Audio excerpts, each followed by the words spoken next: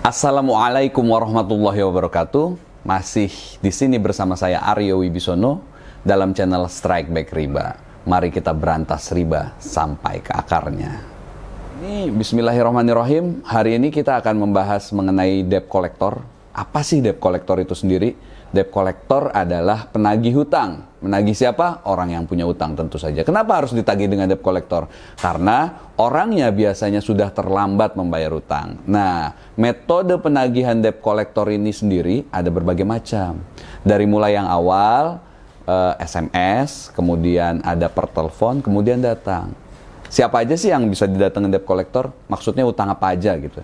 Ada utang kartu kredit, ada utang bank, utang KPR, utang pinjaman tanpa agunan, kemudian utang kur, hutang pinjol. Kita bahas satu persatu ya. Oke, yang pertama, level pertama yang akan dihadapi oleh orang adalah debt collector melalui SMS atau WhatsApp. Nah, kebanyakan orang akan bingung bagaimana cara menghadapi debt collector melalui WhatsApp atau SMS. Jadi, di sini di Strike Back Riba kita sudah mengembangkan beberapa cara. Di antaranya ya, di antara ini, kalau seumpama kita di SMS atau di WhatsApp, yang pertama, jangan pernah tidak membalas SMS atau WhatsApp. Jadi balas saja, balas SMS-nya, balas WhatsApp-nya, bilang apa adanya. Kemudian balasnya dengan kalimat yang formal, yang sopan. Jangan sekali-sekali tidak sopan. Kenapa? Karena itu akan jadi bumerang untuk kita. Dalam penagihan, debt collector akan menggunakan berbagai cara, berbagai kalimat untuk nge-push, untuk menyudutkan kita sehingga kita mau bayar, sehingga kita merasa bersalah, sehingga kita takut. Yang ketiga, jangan pernah menghindar dari hutang. Jadi jangan pernah bilang, saya nggak berhutang, saya nggak punya hutang, itu bukan saya. Itu akan memperburuk keadaan. Itu akan membuat kita, ketakutan kita, atau rasa bersalah kita tercium oleh debt collector. Nah, ini akan memperburuk keadaan. Kemudian yang keempat, jangan pernah berbohong. Jangan pernah berbohong gimana? Misalnya yang kecil-kecil, jangan bilang, oh saya lagi sakit, atau jangan bilang saya lagi ada kedukaan, padahal enggak. Jadi biasa aja, bilang apa adanya. Oke, saya akan bayar hutangnya, saya akan bayar hutangnya, tapi saya tidak bisa membayar bunga dan dendanya. Kenapa demikian? Nanti insya Allah di video-video berikutnya akan saya jelasin kenapa begitu. Kemudian yang kelima, jangan pernah terlibat secara emosi. Jangan pernah marah, jangan pernah terlihat lemah, jangan pernah terlihat sedih. Jangan menjual cerita sedih karena nggak laku. Kenapa? Karena debt collector yang SMS ya. Jadi ini kita kasih tahu bahwa pinjol terutama mereka punya bot. Jadi saat menagih itu yang nagih bukan manusia SMS atau WhatsApp satu-satu, tapi bot. Sekali dikirim, berat 1.000, berat 10.000 misalnya. Nah, itu mereka udah seperti AI, Artificial Intelligence, sehingga mereka udah tahu saat orang menjawab sedang apa, mereka akan menjawab seperti manusia yang menjawab, dan mereka akan mengintimidasi. Mereka sudah diinstal software untuk mengintimidasi manusia. Masya Allah, segitu canggihnya ya. Karena ini kita melibatkan uang yang cukup besar saat kita bicara pinjol gitu ya. Kemudian apalagi? Tadi udah saya bilang, sampaikan saya akan membayar hutangnya, saya akan membayar hutang saya, tapi tidak bunganya, tidak dendanya, dicicil sesuai kemampuan saya. Kenapa? Nanti saya jelasin kenapa. Kemudian kalau ada ancaman, saya akan datang gitu.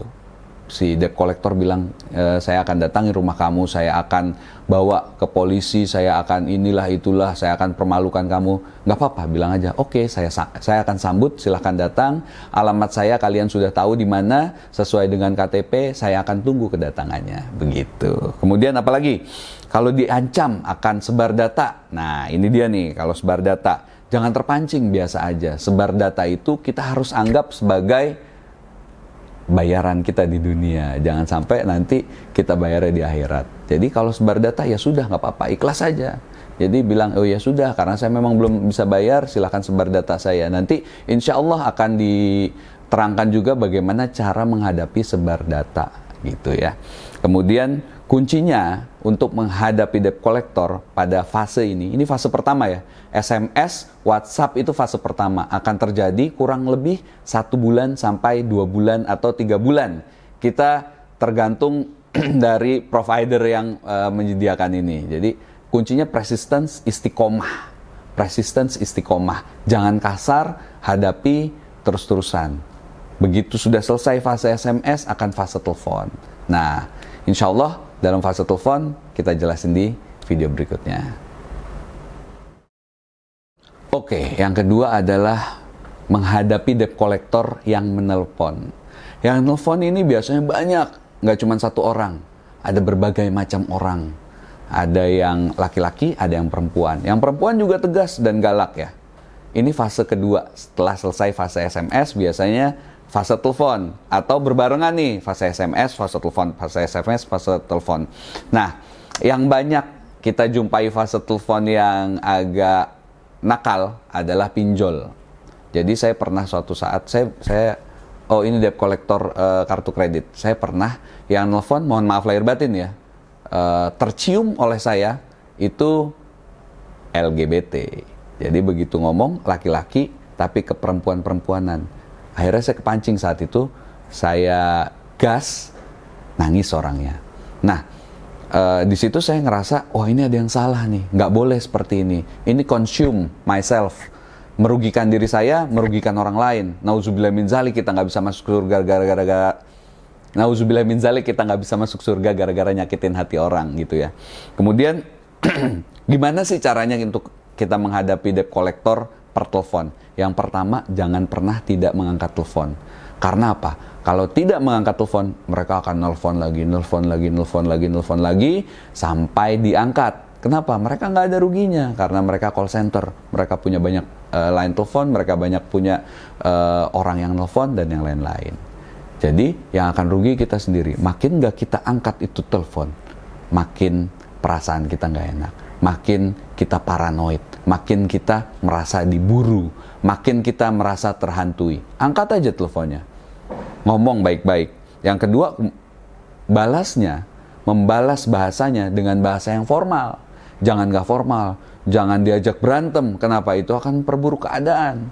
Nggak akan solutif kalau ngajak mereka berantem. Karena apa? Mereka sudah diinstal software robot, walaupun mereka manusia. Saya pernah dengar katanya juga ada pinjol-pinjol yang menggunakan bot. Jadi saat kita telepon, itu robot. Jadi kita marah, dia udah diinstal. Gimana cara yang ngadepin orang marah? Jadi percuma, nggak usah didebat, ngomong baik-baik. Bahasanya formal. Kemudian jangan pernah menghindar dari utang. Namanya utang, ya udah, saya berhutang memang. Bilang, saya berhutang. Iya, saya akan bayar. Saya nggak akan lari dari tanggung jawab saya. Yang penting, kita tidak lari dari tanggung jawab. Itu yang paling penting. Karena saat kita mangkir, disitulah letak teror itu akan terus berlanjut. Gitu ya. Kemudian, yang berikutnya, jangan pernah berbohong. Ini sama nih, sama SMS, sama telepon. Jangan pernah berbohong. Jangan pernah bilang, oh saya lagi nyetir, oh saya lagi meeting. Oh, itu akan dikejar. Dia akan nelfonin lagi, dia akan makin kasar. Dia akan makin mencium rasa takut kita, rasa bersalah kita, rasa insecure kita. Nah, disitulah yang akan mereka kejar. Jadi jangan pernah berbohong, bilang apa adanya. Kemudian yang selanjutnya, jangan pernah lagi ya terlibat secara emosional. Yang tadi saya ceritain, saya terlibat secara emosional sehingga diri saya sendiri yang terkonsum. Saya marah, saya emosi. Jadi hari saya rusak gara-gara ditelepon debt collector. Nah, jangan pernah terlibat secara emosional. Dia marah sampai dia meledak, biasa aja jawab, "Iya, Mbak, iya Mas, saya bayar," gitu ya. Kemudian yang berikutnya, sampaikan pada mereka. Ini yang mau mereka dengar. Saya akan bayar hutangnya. Nah, yang mereka nggak mau dengar, tanpa bunga, tanpa denda. Ini yang mereka nggak mau dengar. Ini yang biasanya akan bikin mereka marah. Tapi saat kita persistence, kita begitu terus, kita nggak bergerak, nanti lama-kelamaan mereka akan luluh. Nanti insya Allah kita akan bahas bagaimana cara menghadapi hutang kartu kredit, bagaimana cara menghadapi hutang pinjol, dan yang lain-lain ya. Ini kita bagaimana cara menghadapi debt collector yang per telepon. Kemudian mereka biasanya akan mengancam sebar data.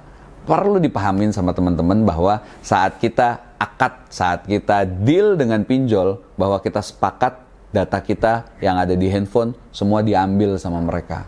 Nggak usah ngarep mereka akan ngasih ampun. Nggak, ampun cuma punya Allah. Mereka akan nyebarin data kita. Mereka akan cari nomor penting. Misalnya ada tulisannya bos, ada tulisannya mertua, ada tulisannya istri, ada tulisannya sahabat, ada tulisannya nama orang penting. Misalnya di situ kita punya nomor telepon Michael Jackson, dia akan kejar Michael Jackson. Misalnya di situ kita punya telepon Presiden Joko Widodo, dia akan SMS Presiden Joko Widodo. Itu yang perlu kita pahami bersama. Sehingga saat dia ngancem sebar data, ya sudah, yang kita bisa lakukan apa? Ya, ikhlas. Itu adalah bagian dari konsekuensi kita berhutang pada pinjol. Nanti insya Allah kita bahas gimana cara menghadapinya. Bagaimana caranya kita legowo. Bagaimana caranya kita berbesar hati dalam menghadapi ini. Gitu ya. Kuncinya sekali lagi, persistence, istiqomah. Jangan lari, jangan bohong, bicara apa adanya, hadapin. Jangan lari. Makin kita lari, makin kita merasa insecure, makin kita ngerasa paranoid, makin kita ngerasa dikejar, diburu, dihantui. Rasa bersalah, dihantui utang. Dan itu nggak akan hilang. Ini udah bagian dari konsekuensi riba yang kita hadapi dan harus kita telan walaupun pahit. Begitu kira-kira. Baik, yang berikutnya, yang ketiga, bagaimana cara menghadapi debt collector yang datang ke rumah. Nah, debt collector datang ke rumah ini biasanya adalah yang paling ditakuti oleh orang-orang yang berhutang, baik itu kartu kredit ataupun pinjol. Kenapa? Karena di bayangan kita nih semua nih, yang datang ke rumah adalah orangnya hitam, besar, menyeramkan, galak, nggak bisa dinego. Salah semuanya. Saat kita bicara pinjol, yang akan datang biasanya anak baru lulus, masih kecil, unyu-unyu, sopan. Sopan loh kalau pinjol. Jadi yang SMS, yang WhatsApp, yang nelpon itu kasar. Tapi begitu datang, sopan. Berbeda kalau mobil, motor, atau kredit yang lain ya. Itu mungkin ada teman-teman yang posturnya besar, terlihat sangar, tapi bisa dinego nggak? Bisa. Kenapa? Karena kita sama-sama manusia, mereka juga manusia. Mereka datang untuk mencari nafkah untuk mereka. Gitu. Nah, gimana caranya sih kalau tiba-tiba ada debt collector datang ke rumah? Mungkin sebagian orang akan bingung. Yang pertama, persilahkan masuk. Silahkan masuk. Tapi ingat, kalau di rumah kita ada teras, baiknya di teras. Semi outdoor atau outdoor lah gitu ya. Silahkan duduk. Kasih minum. Nggak ada masalah kasih minum. Kalau bisa, area yang tetangga juga bisa lihat. Kenapa? Untuk menghindari fitnah. Jadi, kebanyakan dari kita akan terintimidasi dan bisa jadi emosi. Nah, disitulah langkah yang bisa jadi salah kita ambil. Oke, jika debt kolektornya sopan, maka hadapilah ia dengan sopan, dengan adab yang baik, dengan akhlak yang baik. Kasih minum, bicara lemah lembut, dan yang lain-lain. Jika debt kolektornya intimidatif, jika debt kolektornya kasar, walaupun kemungkinannya kecil ya, hadapi dengan tetap baik, dengan tetap sopan, gitu ya. Jika kita diancam mau dilaporkan polisi, ya nggak apa-apa, karena ini nanti ada pembahasannya sendiri ya. Kalau hutang bisa dilaporin polisi nggak, gitu ya. Kemudian kalau kita diancam, kita didesak, kita diminta tanda tangan sesuatu, surat perjanjian, tanda tangan aja, nggak ada masalah. Si fulan akan membayar pada tanggal sekian, tanda tangan, korek, minta 2 rangkap. Dia juga tanda tangan, kita juga tanda tangan. Kita megang 1 di atas materai, nggak apa-apa. Dia megang 1 di atas materai, nggak apa-apa. Kemudian kita jelaskan kemampuan kita seperti apa. Saya tidak bisa membayar langsung lunas. Saya hanya bisa membayar sebagian dulu, dicicil sesuai kemampuan saya. Tapi saya tidak mau membayar bunga, saya tidak mau membayar denda. Itu yang paling penting. Tidak membayar bunga, tidak membayar denda. Supaya apa? Supaya Allah ridho. Itu kata kuncinya. Kemudian, jika na'udzubillahi min zalik, diancam secara fisik, mau dipukul atau digampar, atau bahkan udah dipukul, biarin aja, nggak ada masalah. Kasih. Habis itu kalau memang terjadi seperti demikian, karena kan orang-orang takutnya kayak gini ya, dipukulin gitu, sampai meninggal. Karena zaman dulu pernah ada kartu kredit, kita nggak usah sebut namanya, orangnya datang ke kantornya, terus dipukul atau diapain, orangnya meninggal. Nah, ini yang jadi kasus kan. Kita semua mungkin yang pernah mendengar berita itu takut kejadian kayak gitu. Seumpama kita dipukul, posisinya di rumah kita, biarin aja. Setelah dia pergi, langsung lapor ke RT RW, bikin visum et repertum. Ke rumah sakit, bikin laporan polisi. Selesai itu debt collectornya. Gitu ya. Jika misalnya debt collector datang, ternyata mau ngambil barang di rumah. Nah, ini nih, barang yang nggak ada ikatan pinjam-meminjamnya. Barang yang tidak diikat sebagai jaminan. Misalnya, debt collector datang, walaupun jarang nih ya, mau ngambil TV, mau ngambil motor, mau ngambil mobil, padahal pinjamannya pinjol gitu ya. Silakan, ambil aja. Diem aja. Jangan ngasih ya. Diem aja. Udah, diambil. Satu langkah dia keluar dari rumah kita, teriakin maling. Gimana kira-kira? Kalau diteriakin maling di rumah kita, yang teriakin orang penghuni rumah itu, tetangga, kira-kira ngejar nggak? Ngejar. Begitu udah kena, ya jangan dipukulin, nanti salah lagi. Begitu kena, ya udah langsung bawa ke RT RW, pihak berwajib. Di situ harusnya kita tidak takut menghadapi mereka. Kenapa? Karena balik lagi, mereka adalah manusia, mereka juga pekerja, mereka mencari nafkah untuk dirinya sendiri. Dengan cara apa? Dengan cara menagih utang. Kita harus baik-baik. Masalahnya di sini hanyalah hati kita. Masalahnya di sini hanyalah hati kita.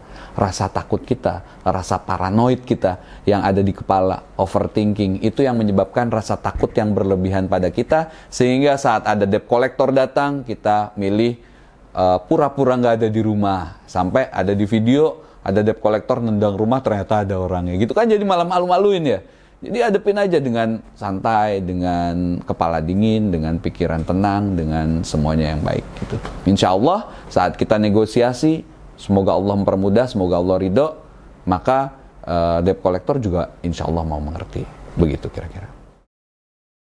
Oke, saya mau nambahin, kalau teman-teman ada yang merasa kesulitan, mau konsultasi, mau ngobrol tentang utang piutang riba, bagaimana caranya keluar dari riba, please jangan segan-segan, buka Instagram kita, follow dulu, YouTube kita, subscribe dulu. Di Instagram nanti ada namanya link untuk masuk WhatsApp. Kalau nggak bisa masuk WhatsApp, karena udah kepenuhan, bisa masuk ke Telegram. Nanti di situ kita ada ikhwan sendiri, akhwat sendiri yang akan menangani teman-teman yang punya masalah utang piutang. Bagaimana cara keluar dari riba?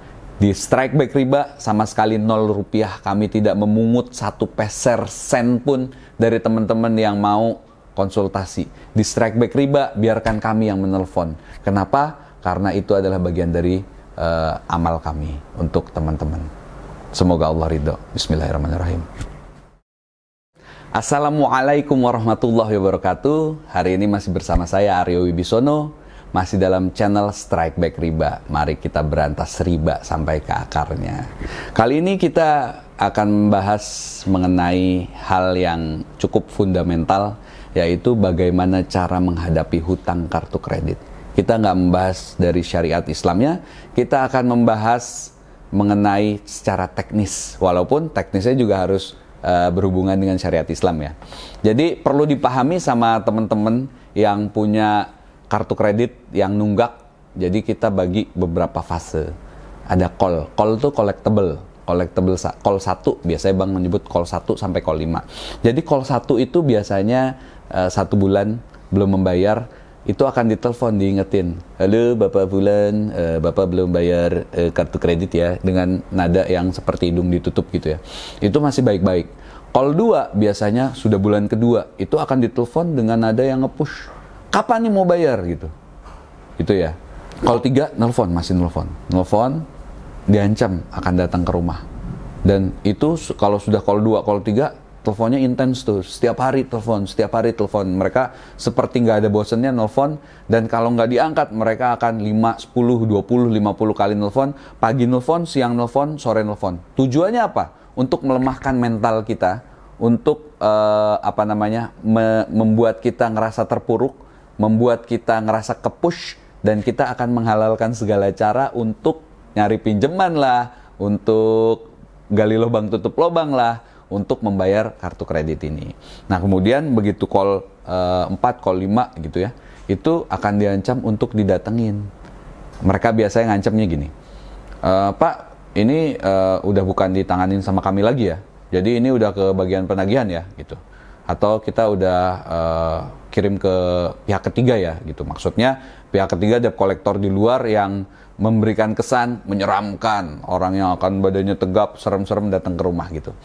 Nah, di fase ini biasanya orang kabur, nggak mau tahu, nggak ngangkat telepon, menghilang, ganti nomor telepon. Itu akan perburuk keadaan. Kenapa? Masalahnya bukan di mereka, karena mereka adalah orang-orang yang bekerja. Sekali lagi, mereka akan bekerja, nelponin aja udah, mereka punya database, mereka akan nelponin, sehari bisa nelpon 100, 200 gitu. Tapi kita sebagai manusia, sebagai individu, kita akan terpuruk secara mental. Nah, di sini perlunya bagaimana kita menghadapi hutang kartu kredit. Yang pertama, dalam video sebelumnya sudah kita bahas ya, bagaimana cara menghadapi debt collector. Dari mulai SMS, dari mulai kemudian per telepon, kemudian saat datang. Itu semua diaplikasikan di sini bisa. Kemudian kartu kredit tidak bisa dinegosiasi dengan mudah. Bener nggak? Bener. Jadi kita kalau mau best buy, kalau mau best deal, nggak bisa kita negosiasi dengan debt collector. Kenapa? Karena mereka nggak punya otoritas untuk ngasih diskon. Untuk ngasih diskon maksudnya dalam arti kata diskon di luar pokok. Jadi kita sebagai umat muslim, sebagai orang Islam, kita harus membayar pokok hutang kita, karena itulah yang kita bawa mati. Jadi itu aja yang kita bayar, tapi bunga sama dendanya jangan mau kita bayar. Jadi kalau didatengin ke rumah ya negosiasi biasa aja, tapi kartu kredit dapat kita negosiasi dengan baik saat kita mendatangi kantor penagihan. Jadi misalnya Bank X pasti punya kantor sendiri untuk penagihan. Nah, untuk menyelesaikan masalah tunggakan kartu kredit, kita harus datengin kantor itu. Kita telepon bagian penagihannya, saya si Fulan, saya mau lunasin kartu kredit saya nggak mau ditelepon lagi sama debt collector. Oke, datang. Mau janjian, mau gak janjian, nggak apa-apa. Datengin, bawa kartu kreditnya, kemudian negosiasi. Nah, saat datang itu, teman-teman udah harus bawa uang, at least 30% dari utang pokok. Jadi misalnya hutangnya 100 juta, bawa 30 juta. Sisanya bagaimana? Sisanya negosiasi di situ. Pinter-pinternya kita negosiasi. Gimana caranya? Kita berlaku seperti manusia pada wajarnya aja gitu ya. Jadi kalau misalnya 30 juta, mereka pasti akan bargain. Oh, nggak mau, nggak bisa. Paling nggak 50% lah, sisanya dicicil. Oh, nggak bisa, saya cuma punya segini. Kalau mau saya bayar, oke saya bayar. Kalau nggak, saya buat bayar kartu kredit yang lain gitu. Jadi agak-agak jual mahal gitu ya. Saat kita datang, kita bawa uang, itu adalah bukti iktikat baik kita. Kita harus sampaikan itu. Pak, saya udah beri iktikat baik nih. Saya mau bayar utang saya mau membayarnya dengan tuntas, dengan lunas, tapi saya punya kemampuan. Nah, kemampuan saya nggak bisa bayar lunas, saya bisa 30%, kemudian dicicil. Saya sudah bawa uang segini, kita buat surat perjanjian, tolong jangan ganggu saya dengan teror debt collector lagi, akan saya cicil. Tolong bunganya dimatikan, jangan ada denda lagi, saya akan bayar lunasi. Insya Allah, dengan iktikat baik seperti itu, dengan didatengin, insya Allah biasanya bank bagian penagihan mau. Kenapa? Karena mereka sendiri punya target. Jadi saya pernah suatu hari saya datang ke bagian penagihan bank. Di situ mereka ada tuh target berapa triliun gitu. Nah, target mereka harus balik. Kenapa? Di sisi lain, mau itu bank, mau itu pinjol, mau itu siapapun, mereka takut kehilangan uangnya. Mereka takut saat mereka pinjemin uang itu hilang. Jadi paling enggak modalnya balik, itu udah baik buat mereka. Kenapa? Karena sebelumnya saat kita jadi nasabah kartu kredit, pasti kita udah pernah bayar bunga sebelumnya. Jadi sudah menghasilkan keuntungan gitu. Karena kalau kartu kredit kan bunganya bunga berbunga gitu ya. Kalau kita bayarnya nggak lunas, misalnya kita bayar minimum payment gitu ya. Mereka pertamanya akan nyuruh minimum payment. Itu akan nambah tagihannya akan berbunga, bunganya pun akan berbunga. Nah, di situ letak kezolimannya sebenarnya. Kalau kita bicara riba. By the way, kalau kita datang, kita baik-baik, kita bawa solusi, kita mau disolusikan, insya Allah mereka akan terima dengan baik dan masalah kita akan selesai. Sekali lagi teman-teman, kalau ngerasa butuh konsultasi, bisa datang ke kami. Buka Instagramnya, Strike Back Riba, masuk ke dalamnya, di WhatsApp grupnya atau masuk ke dalam Telegramnya. Insya Allah di situ bisa ada konsul dengan tim kami, ikhwan dengan ikhwan, akhwat dengan akhwat. Terima kasih. Wassalamualaikum warahmatullahi wabarakatuh. Assalamualaikum warahmatullahi wabarakatuh. Masih bersama saya Aryo Wibisono dalam channel Strike Back Riba. Mari kita berantas riba sampai ke akarnya. Dalam sesi kali ini, bismillahirrahmanirrahim, kita akan membahas mengenai bagaimana cara menghadapi hutang pinjol. Nah, pinjol ini yang lagi marak nih di semua lini masyarakat, dari mulai di atas sampai di bawah grassroots kita. Gimana sih cara menghadapinya? Kita mesti paham dulu bagaimana karakteristik pinjol. Pinjol itu bunganya lebih dari 30% atau bahkan 30% atau lebih. Seharinya itu rata-rata 1%. Nah, inilah yang mencekik kita semua saat kita akad dengan pinjol. Oke, 1 hari terlambat bayar cicilan pinjol, itu kita akan diingetin. 2 hari, 3 hari, kita akan diingetin dengan keras, dengan kasar. Di atas 3 hari, kita akan diancam. 4 hari, 1 minggu, kita biasanya diancam akan sebar data. Inilah yang ditakuti semua orang. Kenapa? Karena dengan menyebarkan data hutang kita ke semua kontak number kita, yang berhubungan dengan kita, yang terlihat orang itu penting untuk kita, diharapkan akan mengganggu psikologis kita, sehingga seseorang akan menghalalkan segala cara. Makanya biasanya orang yang punya hutang pinjol gampang banget minjem uang sama orang dengan alasan-alasan yang aneh-aneh. Itu yang terjadi di masyarakat kita sekarang. Kemudian di bulan pertama atau bulan kedua setelah sebar data selesai, ada orang yang nggak peduli, diancam akan datang debt collector ke rumah. Ini yang akan lebih menakutkan lagi. Diancam akan dipolisikan, diancam akan dimacem-macemin deh, akan berbahaya secara hukum dan yang lain-lain. Sebenarnya ini harus kita pahami dengan baik bagaimana cara menghadapi hutang pinjol. Oke. Dalam video-video sebelumnya kita sudah bahas bagaimana cara menghadapi debt collector. Ini tetap sama treatmentnya, pinjol, kartu kredit, dan yang lain-lain. Baik yang SMS, WhatsApp, telepon, atau datang ke rumah. Yang perlu kita pahami adalah bagaimana cara negosiasi pinjol. Di tahap awal, saat kita berhutang, menunggak, atau biasanya kita bilang galbay, gagal bayar, dalam waktu sebulan, 2 bulan, itu mereka nggak akan mau dinego. Mereka akan terus menjalankan bunganya. Mereka akan terus meneror kita. Mereka akan terus menyebar data, mengancam, dan yang lain-lain. Untuk apa? Dengan satu tujuan. Modal mereka balik. Mereka tetap dapat untung. Kenapa? Karena secara risk, bisnis ini sangat potensial rugi. Kenapa? Karena pertama riba, kedua riba, ketiga riba. Kenapa? Karena orang atau badan yang terlibat riba ujungnya akan merugi. Ini yang perlu kita garis bawahi ya.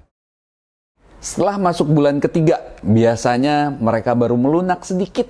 Tetap galak, tetap sebar data, dan yang lain-lain. Balik lagi ya, sebar data udah bagian dari ujian kita di dunia aja. Setelah bulan ketiga, mereka mau melunak sedikit, lalu kita negosiasi. Kita mau bayar pokoknya tanpa bunga, tanpa denda. Nah, di fase ini biasanya debt collector pinjol akan bilang, bayar hari ini juga lunas. Biasanya kalau nggak bisa, dia akan melancarkan serangan lanjutan. Tapi kita jangan tegang. Keep cool, keep calm. Kemudian kita istiqomah dalam bargaining. Kita tetap bilang, saya tidak bisa bayar bunganya, saya hanya bisa bayar pokoknya, saya hanya bisa bayar tanpa bayar denda dan bunga, kemudian dicicil sesuai kemampuan saya. Kalau bisa bayar pokoknya ya alhamdulillah, tapi kalau nggak bisa ya kita tetap negosiasi. Kemudian kalau kita persistence dalam 5-7 bulan, insya Allah biasanya pinjol mau melunak dan mau kita bayar berapa aja, dan mau menghentikan bunganya. Intinya kuncinya balik lagi persistence dan mengharap pertolongan hanya dari Allah. Karena kalau gali lubang, tutup lubang, ini nggak akan selesai. Nanti kita bahas bagaimana efeknya gali lubang, tutup lubang. Akan jelek banget. Oke, kira-kira begitu teman-teman cara menghadapi hutang pinjol. Kalau teman-teman ada yang membutuhkan konsultasi, silahkan datang ke Strike Back Riba, ada Instagramnya, ada YouTube-nya. Di Instagram juga ada link untuk ke WhatsApp group, ada link juga untuk ke Telegram group. Teman-teman bisa masuk, insya Allah kita akan layani konsultasinya dengan baik. Wassalamualaikum warahmatullahi wabarakatuh. Assalamualaikum warahmatullahi wabarakatuh. Masih di sini bersama saya Aryo Wibisono dalam channel Strike Back Riba. Mari kita berantas riba sampai ke akarnya. Masya Allah. Bismillahirrahmanirrahim. Hari ini kita akan membahas bagaimana cara menghadapi sebar data pinjol. Ini yang paling ditakuti sama hampir semua orang yang melakukan atau terlibat dengan pinjol. Kenapa? Karena biasanya orang akan takut reputasinya tercemar. Si fulan, orang yang gak amanah, tukang ngutang, bla bla bla bla bla bla gitu. Yang kita takutin pasti itu. Padahal patut kita pahami bahwa reputasi itu adalah datangnya dari Allah, milik Allah, bisa diberikan kepada kita, bisa dicabut kapan aja Allah mau. Sekarang bayangin, kalau kita pelaku riba, kita diperangi oleh Allah, oleh Rasul, kira-kira Allah mau ngasih reputasi nggak? Insya Allah sih, biasanya enggak. Kalau misalnya dikasih, biasanya juga namanya istidraj, dikasih keleluasaan. Nah, kalau kita nggak dikasih reputasi ini, terus bagaimana? Kita harus berserah diri pada Allah. Kita harus menganggap ini adalah bagian dari apa ya, kalau azab ya mati ya. Kita harus menganggap ini adalah bagian dari teguran Allah, rasa kasih sayang Allah pada kita. Sehingga apa? Kita diingatkan. Maka kita harus ingat. Ingat apa? Ingat ya, keluar dari ribanya gitu. Sebenarnya pokok permasalahannya ini, kita dengan Allah. Kalau masalah dengan pinjolnya ya ini cuman sampingannya aja. Tapi anyway, bagaimana cara menghadapinya? Ini yang perlu kita pahami. Nah, pinjol menyebarkan data orang-orang yang berhutang itu ada tenggat waktunya. Kalau ngutang sehari, 2 hari, insya Allah enggak. Nah, begitu utang seminggu, 2 minggu, inilah yang akan dilakukan penyebaran data. Perlu kita pahami bersama-sama bahwa saat kita berakad, saat kita deal dengan pinjol manapun, data kita yang ada di handphone kita itu udah diambil, udah di-clone sama mereka. Jadi, kontak number kita, mungkin juga percakapan WhatsApp kita, dengan siapa kita WhatsApp terakhir, dengan siapa kita intens bertelepon, itu sudah ada di mereka. Nah, saat data kita sudah ada di mereka, apa yang bisa kita lakukan? Nggak ada. Data kita ada di mereka. Kita begging-begging juga kalau kita nggak bayar utangnya, nggak bakalan mereka mau. Nggak bakalan mereka menuruti untuk nggak menyebar data. Jadi sebar data itu, ya sudah, itulah konsekuensi kita sebagai orang yang bersepakat dengan riba. Oke, tapi balik lagi, gimana cara ngadepinnya nih? Kalau data kita udah disebar, dikasih tahu kita adalah seorang penghutang, dikasih tahu ke orang yang kita hormati gitu. Karena yang mereka incer biasanya orang-orang penting di handphone kita, orang tua, bos, kalau ada artis, kalau ada siapapun, orang penting, pejabat siapapun. Teman saya pernah kena pejabat di telepon, ngasih tahu ke saya, yuk ini saya di WhatsApp nih begini si ini begini. Oh iya Pak, udah biarkan saja Pak, nggak usah diambil pusing. Kenapa? Karena memang tujuannya adalah kita yang ada di nomor teleponnya dia yang dianggap penting sama pinjol. Oke, pertama, apa sih yang harus kita lakukan saat data kita disebar, kita dijelekin? Yang pertama, istighfar dulu. Innalillahi wa inna ilaihi rojiun. Yang kedua, relax. Ini bukan akhir dari dunia. Kenapa? Karena sebar data pinjol, ya akan berlaku seperti itu aja. Dia akan nyebarin, akan jelekin kita. Yang ketiga ya, jangan pernah berpikir untuk gali lobang, tutup lobang. Itu akan menjerumuskan kita ke jurang yang makin dalam. Kita makin gak akan bisa keluar. Apalagi pinjol, biasanya saat ada orang yang menunggak atau bisa disebut galbay, itu mereka akan ngirim SMS, akan ngirim WhatsApp, tawaran. Tawaran apa? Tawaran pinjem lagi. Nah, inilah yang menyebabkan banyak banget orang yang awalnya dia bilang, saya hanya minjem 750.000, kok jadi 35 juta? Ya ini dia nih. yang diakuin 750.000. Padahal saat dia nggak bisa membayar, maka masuk tawaran pinjol lain untuk minjem dengan nominal. Tentu saja yang untuk bisa bayar pinjol yang satunya lagi. Nah itu diambil, dia dapat, dia bayarin. Misalnya dia bayarin, atau sebagian dia pakai, sebagian dia bayar. Maka yang ini utangnya nggak ketutup, yang ini akan tambah utangnya. Yang ini ada bunganya, yang ini juga ada bunganya. Yang ini ada dendanya, yang ini ada dendanya. Nah begitu akan terus mengulang, nggak habis. Maka orang akan bisa nambah hutangnya jadi ratusan juta saat deal dengan pinjol dan mengikuti skemanya. Maka jangan ikutin skemanya. Jangan gali lubang, tutup lubang. Nggak akan menyelesaikan masalah. Langkah selanjutnya, hubungi semua orang yang menurut Anda penting. Jelaskan perkaranya. Bicara, jangan bohong. Bicara apa adanya aja. Kalau memang harus minta maaf, minta maaf. Mohon maaf lahir batin, Pak. Saya punya hutang dan Bapak kemungkinan ada dalam list orang yang akan ditelepon. Saya insya Allah tidak akan lari dari hutang tersebut. Saya akan menyelesaikan hutangnya. Tapi sekali lagi mohon maaf, Bapak mungkin akan merasa tidak nyaman karena akan ada pihak yang nelfon Bapak. Diapain? Diamin aja Pak, insya Allah saya akan bayar.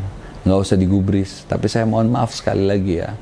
Kalau seumpama ada nih sekarang nih pinjol ilegal yang nyebarin data kita, ada foto kita. Jadi kita kan suruh foto nih. Fotonya apa namanya, selfie. Kadang-kadang foto selfie nggak pakai baju nih, kelihatan sini kulitnya kelihatan.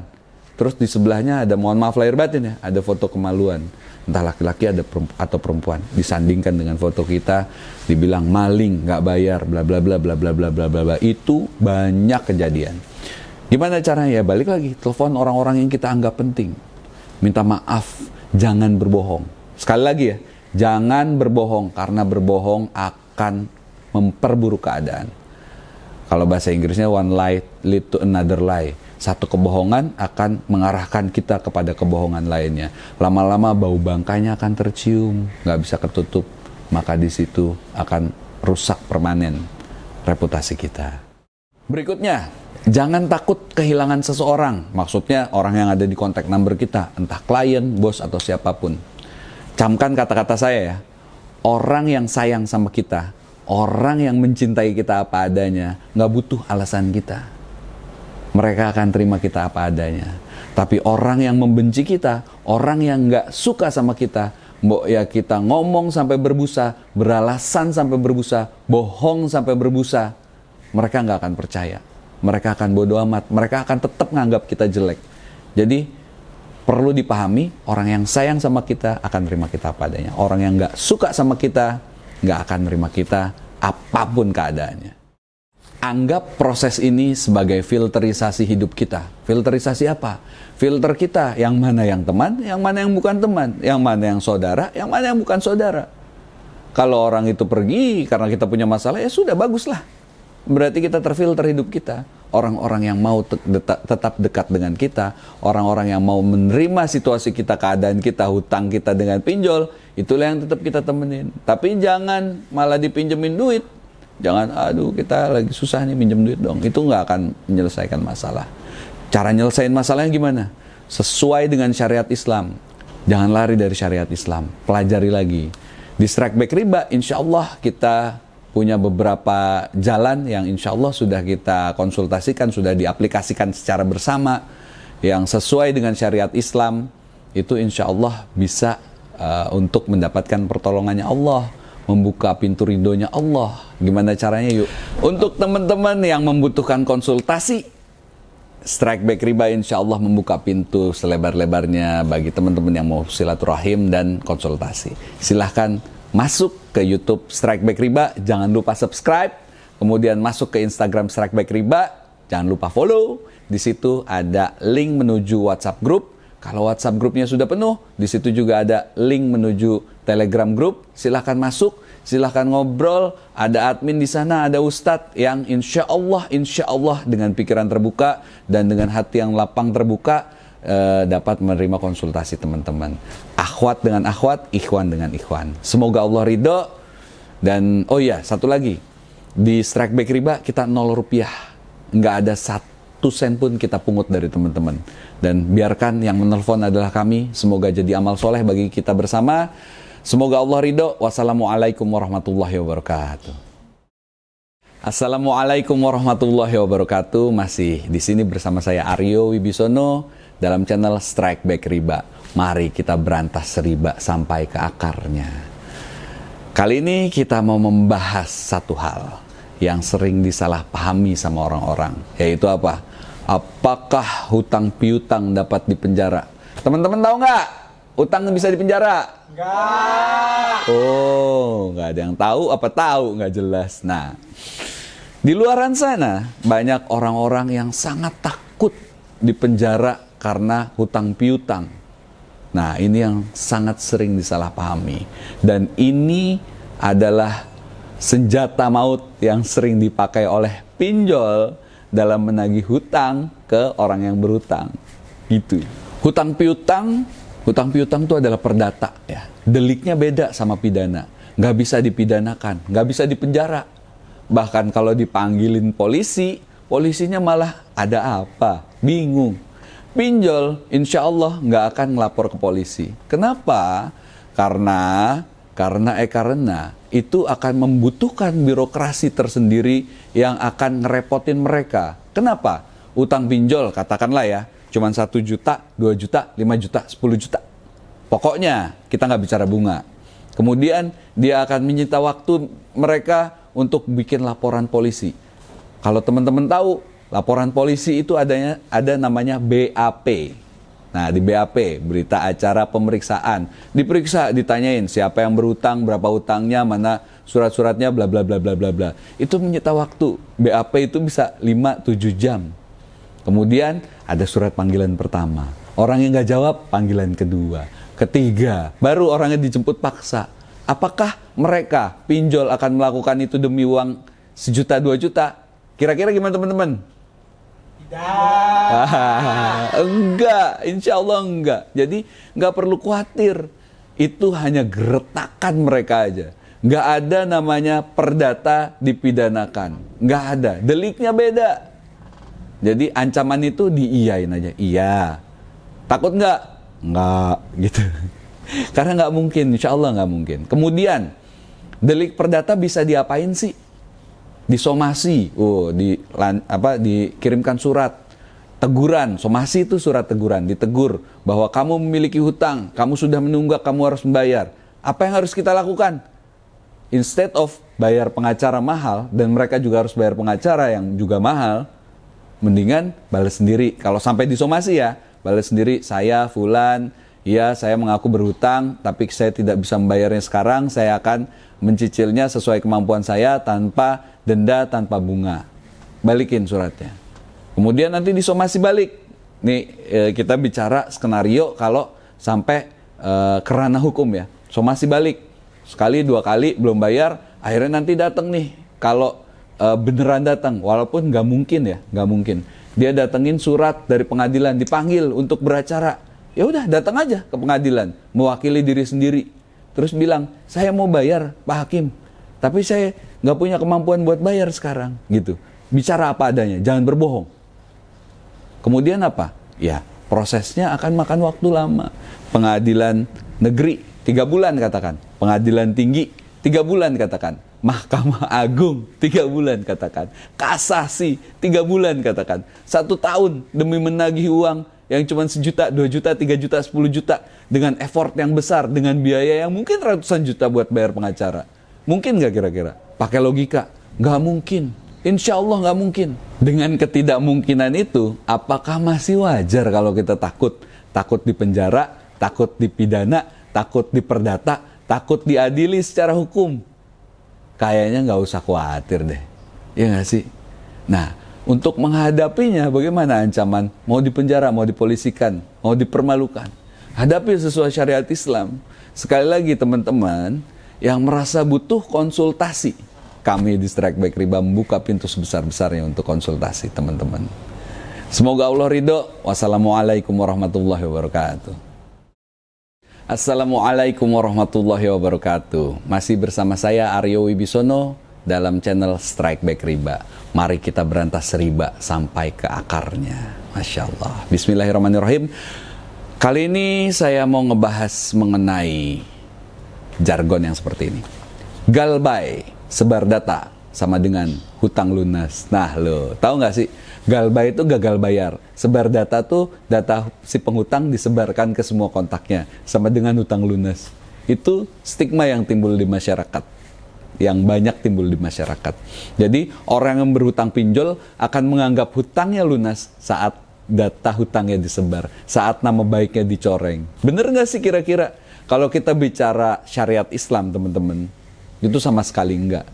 Nah, kalau di Islam tuh kita mengenal hutang dibawa mati. Satu-satunya perkara yang bisa menghentikan orang nih, misalnya mau masuk surga nih. Salah satunya ya, perkara bukan satu-satunya. Yang bisa menghentikan orang masuk surga adalah kalau orang itu masih punya hutang. Hei, kamu sini dulu. Masih ada perkara hutangmu di sini nih. Jadi sama sekali sebar data itu nggak menghentikan hutang kita. Kalau kita bicara tinjauan hukum di Indonesia, pencemaran nama baik nggak menjadikan hutang juga lunas. Itu perlu dipahami sama kita sama-sama. Galbay, sebar data tidak sama dengan hutang lunas. Usaha sebar data oleh pinjol ini dilakukan untuk melemahkan orang-orang yang berhutang secara psikologis. Dengan demikian, jika datanya disebar, nama baiknya dicoreng, kehormatannya dinodai, maka orang tersebut diharapkan mau melakukan berbagai cara untuk membayar hutangnya, termasuk memberikan keuntungan bagi lembaga pinjol dalam meraih pundi-pundi uang mereka. Nah, disitulah letak zolimnya. Mereka menghalalkan segala cara, termasuk menyebarkan data. Datanya kayak gimana sih yang bisa disebarin? Yang pertama dijelek-jelekin biasa. Kemudian kontaknya yang ada di handphonenya dikata-katain untuk kemudian kamu dimintai pertanggungjawaban, kamu yang dijadikan reference, kamu yang akan membayar hutangnya, bla bla bla bla bla. Silahkan si fulan bayar hutangnya. Atau yang paling parah, biasanya ada pinjol-pinjol terutama yang ilegal minta foto selfie segini, nggak pakai baju, jadi kulit kita kelihatan. Kemudian nanti saat sebar data itu terjadi, foto kita yang selfie, mohon maaf ya, foto kemaluan, nggak tahu punya siapa. Nah itu kita akan dikatakan maling, kita akan dijelek-jelekin, kita akan dihancurkan secara duniawi di situ.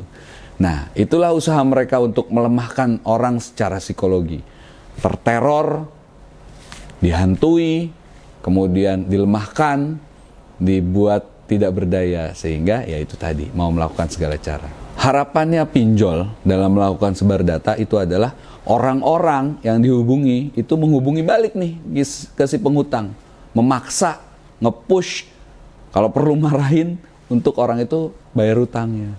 Tapi balik lagi lah, kita selaku orang-orang yang mempunyai hutang ya gitu, itu harus sadar diri. Apalagi kalau kita bicara riba. Ini adalah ujian, ini adalah teguran dari Allah untuk kita, para pelaku riba, untuk menghindari riba. Terus harus gimana dong? Ya sesuai syariat Islam. Kita harus keluar dari riba. Gimana caranya? Sekali lagi, buat teman-teman yang merasa butuh konsultasi pada kami, Strike Back Riba, insya Allah kami siap menampung konsultasinya. Insya Allah kami siap membantu teman-teman atas ridho Allah, atas izin Allah untuk keluar dari riba sesuai dengan syariat Islam. Semoga Allah ridho. Wassalamualaikum warahmatullahi wabarakatuh. Assalamualaikum warahmatullahi wabarakatuh. Masih bersama saya Aryo Wibisono dalam channel Strike Back Riba. Mari kita berantas riba sampai ke akarnya. Masya Allah. Bismillahirrahmanirrahim. Kali ini saya mau ngebahas mengenai, pernah dengar gak? Galop tulop. Gali lubang tutup lubang. Punya uang bayar utang. Gali lubang tutup lubang ini adalah solusi instan sepertinya untuk membayar hutang riba kita. Atas pinjol kah? Atau kartu kredit kah? Tapi apakah ini merupakan solusi? Bukan. Ini sama sekali bukan solusi. Karena kenapa? gali lubang, tutup lubang, itu akan menciptakan sebuah jurang yang makin dalam, di mana kita akan terpuruk makin dalam dan makin gak bisa keluar atas hutang-hutang riba kita. Ngeri, ngeri. Saat didengerin begini, serem gak? Enggak. Tapi saat dilakuin, saat kita terdesak dalam keadaan yang mendesak sekali gitu ya, itu rasanya seperti nggak ada jalan keluar. Rasanya dunia ini buntu. Jadi apa? Kita pilih jalur instan. Kita minjem lagi ke pinjol lain. Nah, ini nih yang harus dipahami. Saat kita gagal bayar satu pinjol, maka pinjol lain teman-temannya akan datang. Untuk apa? Menawari kita hutang lain. Untuk apa? Melunasi hutang yang satunya lagi. Maka orang tersebut akan ngambil hutangan dari pinjol yang lain itu, bayar. Kalau dibayar semua, kalau di-keep sebagian buat makan, maka yang di sini tetap ada hutangnya, di sini tetap ada bunganya, yang di sini ada hutangnya dan ada bunganya, dua-duanya ada dendanya. Inilah yang kadang-kadang orang nggak sadari konsekuensinya dari gali lubang, tutup lubang, menciptakan lubang-lubang yang makin lama makin dalam. Inilah yang nggak disadari sama orang-orang pada umumnya, bahwa lubang-lubang itu akan menjerumuskan kita dengan konsekuensi-konsekuensinya tersendiri. Semuanya akan memakan kita bulat-bulat, hidup-hidup. Dimulai dari menyebarkan data kita, menjelekkan nama kita, dan yang lain-lain yang sudah kita bahas di video-video sebelumnya. Oke, selain bunga akan membengkak, mungkin teman-teman kepikiran mau minjem sama teman, sama saudara, sekali, dua kali, mungkin ada yang mau minjemin. Tapi lama-lama hidup kita akan menjadi seperti jangki di tahun 90-an. Jangki itu yang zaman dulu Pak Kau. Hidup kita bisa jadi kayak gitu. Kenapa? Karena orang akan melihat kita jadi tukang ngutang. Nggak enak dalam lingkungan pergaulan jadi orang yang tukang ngutang. Baik nggak? Ya jelas nggak baik. Jelas kepercayaan orang akan menurun. Itu udah rumus yang hampir dapat dikatakan pasti. Orang-orang yang terlibat pinjol akan dengan mudahnya minjem uang. Kenapa? Karena terlihat konsekuensinya lebih kecil daripada konsekuensi sebar data. Padahal belum tentu juga. Padahal masih ada jalan keluar lain. Nggak ada jalan yang instan. Solusinya ada nggak? Ada. Menyesuaikan diri dengan syariat Islam. Mencari pertolongan hanya pada Allah. Bukan mencari pertolongan kepada manusia lain. Kenapa? Karena berharap dengan manusia, berharap kepada manusia, kita akan kecewa. Tapi saat kita berharap pada Allah, hanya pada Allah, ya itu kita nggak akan kecewa. Gampang mulut saya ngomong di sini. Tapi pada kenyataannya, pada prakteknya, yuk teman-teman yang ngerasa butuh konsultasi, kami Strike Back Riba insya Allah membuka pintu selebar-lebarnya untuk teman-teman yang terjerat hutang riba untuk konsultasi sesuai dengan syariat Islam, insya Allah tanpa dipungut biaya sedikit pun, 1 sen pun. Biarkan kami juga yang menelpon teman-teman. Semoga Allah ridho dan jadi amal soleh bagi kami. Assalamualaikum warahmatullahi wabarakatuh. Assalamualaikum warahmatullahi wabarakatuh. Masih bersama saya Aryo Wibisono dalam channel Strike Back Riba. Mari kita berantas riba sampai ke akarnya. Masya Allah. Bismillahirrahmanirrahim. Kali ini kita akan membahas tentang perlukah pihak ketiga dalam mediasi hutang kita, terutama pinjol dan kartu kredit. Perlu nggak sih sebenarnya? Karena di masyarakat saya menemukan berkali-kali, nggak cuma sekali dua kali ya, berkali-kali. Bahkan sampai ada pihak seperti ini yang masuk ke dalam grupnya Strike Back Riba untuk menawarkan jasanya. Pihak-pihak yang mengaku sebagai advokat, pihak-pihak yang mengaku sebagai LSM tertentu, yang menawarkan jasa untuk menghandle hutang. Bisa nggak sih sebenarnya? Gini ya teman-teman. Mereka biasanya akan berlaku seperti malaikat penyelamat. Udah tenang aja, alihkan hutang kamu ke saya. Nanti modusnya seperti ini. Mereka akan ngasih surat menyurat namanya surat peralihan hutang. Kita diberikan birokrasi atas hukum gitu ya, kesannya. Terus kita tanda tangan nih, hutang kita seolah-olah dialihkan pada mereka, lembaga tersebut, orang perorangan biasanya. Terus kemudian nanti kita diminta saat ada orang debt collector yang hubungin kita per telepon atau per apapun, hutang saya sudah saya alihkan ke Pak X, sarjana hukum. Wih, kayaknya keren ya. Kemudian pinjol itu peduli nggak? Enggak. Kartu kredit peduli nggak? Enggak. Udah banyak yang tahu seperti itu. Nah, setelah tanda tangan, kita akan diminta tuh manajemen fee, atau kita diminta professional fee, namanya beda-beda. Atau kita diminta mahar, atau kita diminta apapun lah namanya. Biasanya nominalnya 20-30% dari nilai hutang kita. Kebayang nggak? Kalau kita hutang 100 juta, kita bisa dimintain 20 juta sampai 30 juta. Untuk apa? Untuk keuntungannya dia. Udah jelas itu masuk ke kantongnya dia. Terus ada ikatan apa? Nggak ada. Terus apa yang akan terjadi selanjutnya? Pinjol, kartu kredit akan tetap nelponin kita, akan tetap nge-push kita. 3 bulan pertama memang fasenya akan berhenti dulu tuh yang nelponin. Disitulah dia masih ada, masih bisa interaksi sama kita, masih segala macam. Di 6 bulan, debt collector balik lagi, nelpon lagi. Gimana nih? Belum bayar utang, bla bla bla. Utang saya udah dialihkan kepada si X. Ditelepon, nggak bisa ditelepon. Orangnya udah hilang. Adapun bisa ditelepon, dia akan bilang, oh iya itu kan udah biaya yang kemarin. Kalau sekarang biayanya beda lagi. Nah, kita akan jadi sapi perahannya untuk diperah uang kita atas sesuatu yang nggak mereka apa-apakan. Ini teman-teman perlu sadari, banyak kejadiannya di masyarakat. Orang-orang yang mengambil keuntungan dari kesulitan orang lain. Nauzubillahi min zalik ya. Jangan sampai teman-teman terjebak dalam drama yang seperti ini. Skenario lainnya yang akan mereka lakukan adalah mereka akan minta 50%. Habis itu utangnya lunas. Mereka akan bilang gini, saya yang akan nego ke kartu kreditnya bahwa saya akan minta diskon. Jadi nanti udah beres gitu. Apa yang akan mereka lakukan? Menurut teman-teman kira-kira mungkin nggak sih yang hutang kita, terus kita yang harusnya bertanggung jawab, terus ada pihak lain yang mau mempertanggungjawabkan hutang kita dengan dibayar nggak sesuai dengan apa yang kita hutangin, nggak masuk di akal. Tapi pihak-pihak ini itu yang mereka incar. Kelemahan kita, rasa takut kita yang lagi-lagi dimanfaatkan. Untuk apa? Untuk nyerah sama mereka, untuk ngikutin skenario mereka. Intinya apa? Sekali lagi saya bilang sama teman-teman, jangan pernah bergantung pada manusia. Jangan pernah menggantungkan diri kita pada manusia. Kenapa? Tahu nggak? Karena kita pasti akan kecewa. Manusia itu akan mengecewakan kita.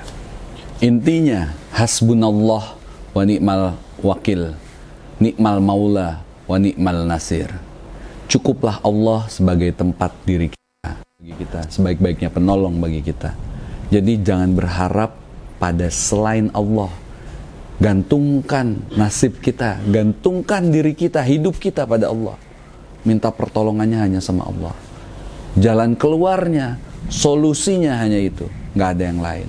Nggak ada satu manusia pun yang bisa, yang berhak, yang seistimewa itu bisa menolong kita dari hutang riba, dari jeratan riba. Nggak ada. Balik lagi teman-teman. Semoga Allah ridho. Kami di Strike Back Riba insya Allah membuka pintu selebar-lebarnya untuk teman-teman yang mau konsultasi. Datang ke YouTube kami, jangan lupa subscribe Strike Back Riba, masuk ke Instagram, jangan lupa juga follow Instagramnya, masuk di situ ada link ke grup WhatsApp. Kalau grup WhatsAppnya penuh, ada grup Telegram, silahkan masuk. Insya Allah kami admin akan melayani teman-teman yang mau konsultasi. Nggak perlu ragu, karena kami insya Allah 0 rupiah, tanpa biaya sepeser pun yang kami tarik dari teman-teman. Bahkan untuk telepon, izinkan kami yang menelpon teman-teman. Semoga jadi amal soleh untuk kita bersama. Semoga Allah ridho. Wassalamualaikum warahmatullahi wabarakatuh. Assalamualaikum warahmatullahi wabarakatuh. Masih di sini bersama saya Aryo Wibisono, masih dalam channel Strike Back Riba. Mari kita berantas riba sampai ke akarnya. Bismillahirrahmanirrahim. Dalam video kali ini kita akan membahas bagaimana solusi keluar dari hutang riba. Tapi pertama-tama izinkan saya ngebahas dulu nih sedikit slightly tentang apa sih riba. Riba adalah transaksi yang diharamkan oleh syariat Islam. Karena kenapa? Kalau kita bicara riba, pasti ada pihak yang dizolimi. Kenapa? Karena syariah yang halal, transaksi yang halal itu transaksi yang paling fair. Nah, kalau kita bicara riba, pasti ada yang dizolimi. Apa sih dosanya riba? Banyak para ustadz, ulama yang mengatakan dosa paling kecilnya itu seperti menzinahi ibu kandung. Tapi ada nggak sih satu pun dari kita yang berpikir untuk nauzubillah min zalik menzinahi ibu kandung kita? Nggak ada orang yang berani berpikir untuk berzina dengan ibu kandungnya, kecuali kucing. Tapi yang paling dekat, yang paling gampang, yang paling terasa adalah diperangi Allah dan Rasulnya. Oh teman-teman, ini gawat banget nih. Diperangi sama Allah dan Rasulnya. Kira-kira bisa menang nggak lawan Allah? Nggak bisa kita menang lawan Allah. Bagaimana bentuk diperangi oleh Allah dan para Rasulnya? Mungkin teman-teman yang punya hutang riba, hutang pinjol, kartu kredit, KPR, KTA, dan yang lain-lainnya, ngerasa punya rencana dalam hidupnya, dalam sebulan punya financial planning, punya rencana healing, punya rencana macam-macam deh. Kerasa nggak rencana yang kita rencanakan, yang kita planningin tiap bulan, ada aja yang miss. Nauzubillah min zalik. Anak sakit lah, mobil nabrak lah, genteng bocor lah, segala macam. Pengeluaran-pengeluaran di luar planning kita. Itulah yang sebenarnya bisa dibilang bentuk diperangi oleh Allah dan Rasulnya. Allah, nauzubillah min zalik ya Allah. Saya ngomongnya aja, Allah murka, Allah benci sama kita. Itu rasanya nggak enak banget. Jadi aplikasinya dalam kehidupan kita, orang yang meriba, orang pelaku riba akan merugi pada akhirnya. Ya itulah dosa. Nggak kelihatan, tapi kerasa. Gimana sih kerasanya? Pertama nih, saya kasih tahu indikasinya. Kalau malam susah tidur. Tahu-tahu malam-malam kebangun, kaget. Ya Allah, mati nih, gitu. Kemudian apalagi? Paranoid, ngerasa dikejar-kejar. Ngerasa punya perasaan bersalah dalam hati, tapi kita nggak tahu apa. Cuman rasanya nggak enak. Di hati ini rasanya nggak enak. Itu namanya kerasa, tapi nggak kelihatan. Artinya apa? Itulah rasanya dosa. Dosa riba mungkin. Atau bahkan teman-teman pernah tahu nggak? Kenapa sih para pembunuh tuh gampang banget ketangkep? Karena saat ditanya polisi, kamu ya? Gitu, kaget. Jadi manusia itu adalah sebuah suar. Kayak mercusuar, suar yang sangat kuat. Apa yang kita rasain bisa dirasain orang lain. Sama kayak kalau kita lagi kesel, mungkin orang di depan kita tahu kita lagi kesel. Begitu juga dosa. Nggak kerasa, nggak kelihatan, tapi kerasa di hati kita. Rasa yang memburu di dalam dada kita, di dalam hati kita, di dalam pikiran kita, ditranslate sama otak kita sebagai rasa takut. Tapi padahal itu dosa yang kita rasakan. Nauzubillah min zalik. Tapi kalau saya bilang, saat seseorang masih bisa merasakan dosa, bersyukur. Kenapa? Ya harus bersyukur. Berarti itu adalah wujud rasa sayang Allah pada kita. Nauzubillah min zalik ya. Ada orang yang dalam hidupnya punya utang riba, ahli maksiat, berzina, nauzubillah min zalik.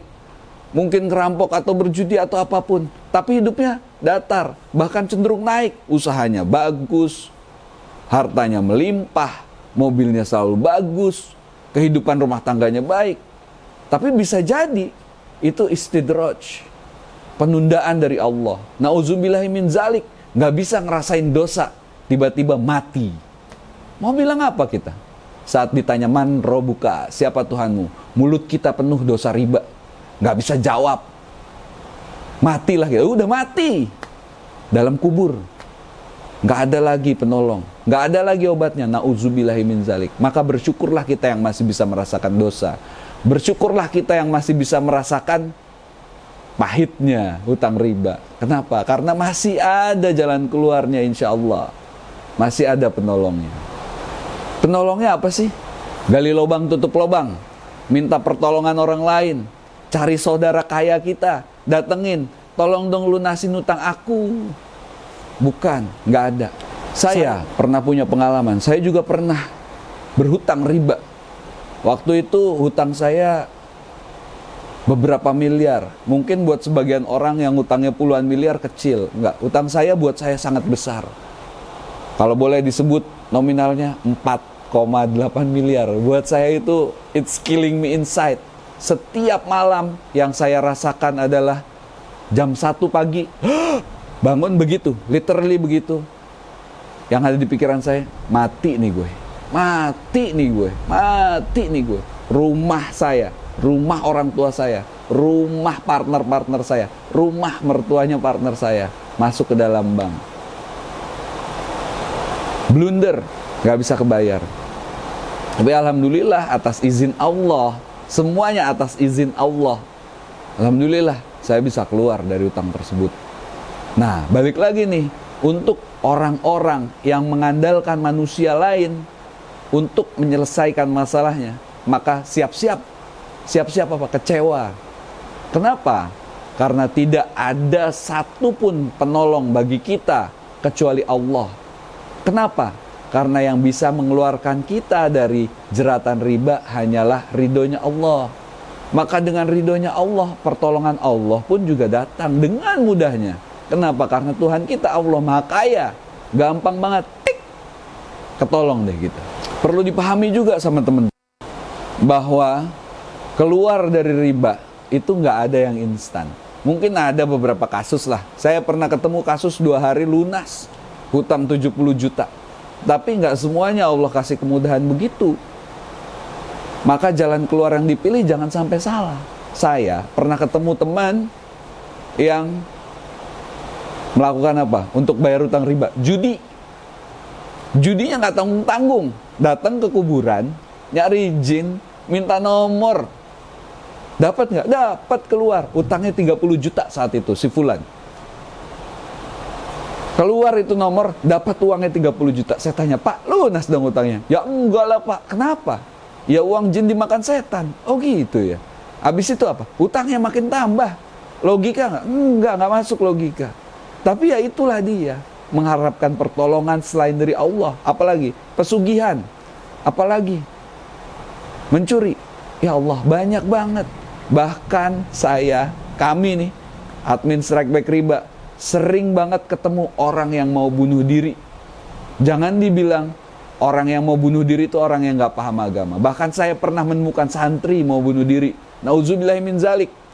Karena kalau udah sampai bunuh diri, udah gak ada obatnya, selesai neraka. Nauzubillahi min zalik. Itulah yang perlu kita pahami tentang riba. Dan bagaimana cara keluarnya, hanya satu yang harus kita harapkan, pertolongannya Allah. Maka tidak ada satu manusia pun yang dapat menolong kita, hanya pertolongan Allah lewat ridhonya Allah. Oke, mari kita sepakat untuk kembali ke syariat Islam, untuk solusi lunas hutang, untuk dapat keluar dari jeratan riba. Kami di Strike Back Riba punya sekitar 7 solusi lah. 7 solusi, 7 langkah yang harus dilakukan untuk insya Allah, semoga Allah ridho, mendapatkan ridhonya Allah. Nah, kita bahas satu-satu ya. Yang pertama, niat. Kenapa niat? Innama amalu binniat. Amalan itu dinilai dari niatnya. Kenapa niat? Ya, niat itu adalah dasar perilaku kita. Bagaimana niat kita, di situ resultnya akan dilihat. Seperti apa resultnya tergantung niatnya. Niatnya dilurusin. Jangan salah niatnya. Niatnya jangan sampai mau lepas dari utang pinjol karena takut kehilangan istri, takut kehilangan pekerjaan, takut kehilangan kehidupan dunia. Itu ya nanti Kayak sambel aja, habis selesai pedesnya, makan lagi gitu. Tanpa memikirkan konsekuensinya lebih lanjut. Niatnya tuh kayak gimana sih? Niat lurus karena Allah lillahi ta'ala. Karena Allah lillahi ta'ala. Gimana ya? Bingung gak sih? Saya udah niat karena Allah, tapi gimana gitu? Kalau saya dapat dari guru saya, Mas Aryo gitu. Niat itu adalah untuk melihat wajahnya Allah. Absurd, men. Sama sekali absurd untuk melihat wajahnya Allah. Apa sih gitu? Saya nanya sama guru saya, apa sih mas? Kok untuk melihat wajahnya Allah? Ya itu aja. Bingung saya, mikirin lagi, kenapa melihat wajahnya Allah? Ternyata setelah saya pelajari lebih lanjut, manusia yang dapat melihat wajahnya Allah tuh gak sembarangan. Karena melihat wajahnya Allah itu adalah ultimate, kenikmatan yang sangat ultimate, yang bisa dirasakan manusia. Yang paling nikmat adalah melihat wajahnya Allah, berjumpa dengan Allah. Dan yang bertemu dengan Allah gak main-main, teman-teman. Cuman orang-orang yang menghuni surga Firdaus, di mana penghuni surga Firdaus itu berada dekat dengan Allah tanpa hijab di antara kita dengan Allah. Masya Allah. Kalau nikmat ketemu Allah, kalau yang bisa ketemu Allah tuh cuman penghuni surga Firdaus, saya balik nih skenarionya. Mungkin nggak penghuni surga Firdaus itu pelaku maksiat, pelaku riba, pembunuh, atau apapun? Maka secara otomatis kalau kita penghuni surga Firdaus, kita akan dihindari dari sifat-sifat tersebut, dihindarkan dari sifat-sifat tersebut. Nah, mungkin nggak? Nah, balik lagi nih, ada janjinya Allah. Saat seseorang, hambaku berharap untuk perjumpaan dengan Robnya, maka saat itu akan datang. Oh, kita dijanjiin sama Allah. Kalau kita berharap untuk berjumpa dengan wajahnya Allah, maka saat itu akan datang. Kebayang nggak tuh? Nih, key turning point-nya. Saat itu akan datang. Maka kalau yang ngomong, yang berucap, yang berkalam adalah Allah, mustahil, demi Allah nggak akan bohong. Satu hal yang Allah nggak bisa, bohong. Allah nggak akan bohong. Maka saat kita berniat, kita mau ketemu dengan wajahnya Allah, maka saat itu akan datang. Maka saat niat kita lurus, mau berjumpa dengan Allah, maka insya Allah jalan kita dipermudah. Itulah niat yang selama ini saya aplikasikan. Ya Allah, hamba ingin berjumpa dengan wajahmu, hamba ingin melihat engkau, hamba ingin berjumpa denganmu. Maka mungkin teman-teman bisa aplikasikan niat ini adalah niat untuk berjumpa wajahnya Allah. Wallahu a'lam bishawab. Solusi yang kedua atau langkah yang kedua dalam solusi lunas hutang riba, yaitu taubatan nasuhah. Apa sih taubatan nasuhah? Taubatan nasuhah itu adalah menyesali perbuatannya, tidak mengulangi lagi perbuatannya, dan meninggalkan tentu saja perbuatan itu. Perbuatan apa? Dalam hal ini, dalam kasusnya ini, riba. Gimana sih taubatan nasuhah itu? Taubat itu adalah sebuah statement, sebuah pernyataan kita kepada Allah bahwa kita menyesal, kita akan meninggalkan perbuatannya, kita akan menyudahi perbuatan tersebut. Nah, statementnya ini gimana? Teman-teman pasti tahu, insya Allah tahu. Apa sih statement kita saat kita bertaubat? Yang pertama, ya Allah, hamba menyesal, hamba bertaubat. Yang kedua, yang utama, sholat taubat. Gimana sih sholat taubat? Sholat 2 rakaat. Silahkan teman-teman cari sendiri literaturnya, berguru sendiri gimana caranya sholat taubat. Yang pasti itu cuma sholat 2 rakaat. Waktunya kapan sih? Gitu. Waktunya boleh kapan aja kecuali waktu-waktu larangan sholat, yaitu setelah subuh, sebelum terbit matahari, sebelum syuruk, terus saat matahari tepat di atas kepala, kemudian saat setelah asar, sebelum maghrib, saat mega-mega masih merah, itu nggak boleh. Selebihnya boleh nggak? Boleh. Berapa kali kita sholat taubat? Setiap hari. Setiap hari. Kenapa? Untuk sebagai pernyataan kita pada Allah bahwa kita sungguh-sungguh untuk mentaubati perbuatan kita, riba kita. Untuk apa? Supaya Allah percaya. Sekarang gini, logikanya, kita pelaku riba itu dibenci sama Allah, diperangi sama Allah. Terus tiba-tiba kita bilang, ya Allah hamba taubat gitu. Kira-kira Allah mau percaya nggak? Wallahu a'lam. Bisa aja Allah percaya. Tapi untuk meyakinkan Allah bahwa kita benar-benar menyesal, salah satu caranya adalah kita konsisten, kita sholat taubat setiap hari. Sampai kapan? Sampai taubat kita diterima. Indikasinya apa? Banyak indikasinya. Doa kita diterima oleh Allah, jalan kita dimudahkan oleh Allah. Apalagi? Kita dihindarkan dari celaka. Hati kita dilapangkan oleh Allah. Kemudian apa? Setelah taubat, kita tidak mengulangi perbuatannya lagi. Kenapa?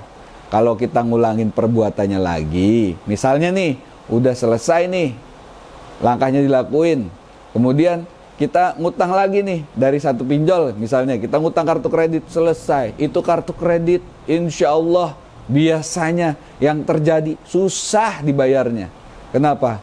Aryo pernah melakukannya. Setelah beres dari utang riba, masih punya utang kartu kredit. Setahun lebih gak lunas itu utang kartu kredit. Susah. Bisa gak? Ya Alhamdulillah. Allah Maha Pengampun, masih mengampuni dosa saya. Maka Allah masih memberikan kesempatan untuk saya untuk dapat melunasi utangnya. Nauzubillah min zalik, teman-teman, jangan sampai terjebak 2 kali dalam utang riba. Karena susah. Nah, taubatan nasuhah ini adalah langkah kedua. Salah satu yang paling penting. Udah ngelakuin yang pertama, niat taubat. Kemudian kita berpindah ke langkah ketiga.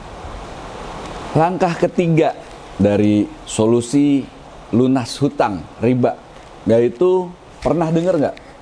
Saya rasa teman-teman sering dengar, birrul walidain, berbuat baik kepada kedua orang tua. Bagaimana sih ini aplikasinya? Tahu nggak sih kenapa birrul walidain? Karena ridhonya Allah adalah ridhonya orang tua. Bisa dibolak-balik nih. Ridhonya orang tua adalah ridhonya Allah. Ridhonya Allah adalah ridhonya orang tua. Ridhonya Allah adalah ridhonya orang tua. Ridhonya orang tua adalah ridhonya Allah. Bisa dibolak-balik. Oke. Birrul walidain itu bagaimana sih berbuat baik pada kedua orang tua?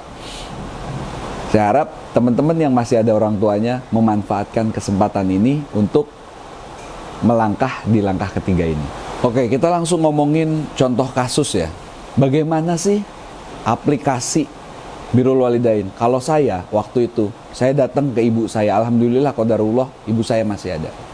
Saya datang ke ibu saya bilang, "Ibu, saya minta maaf ya."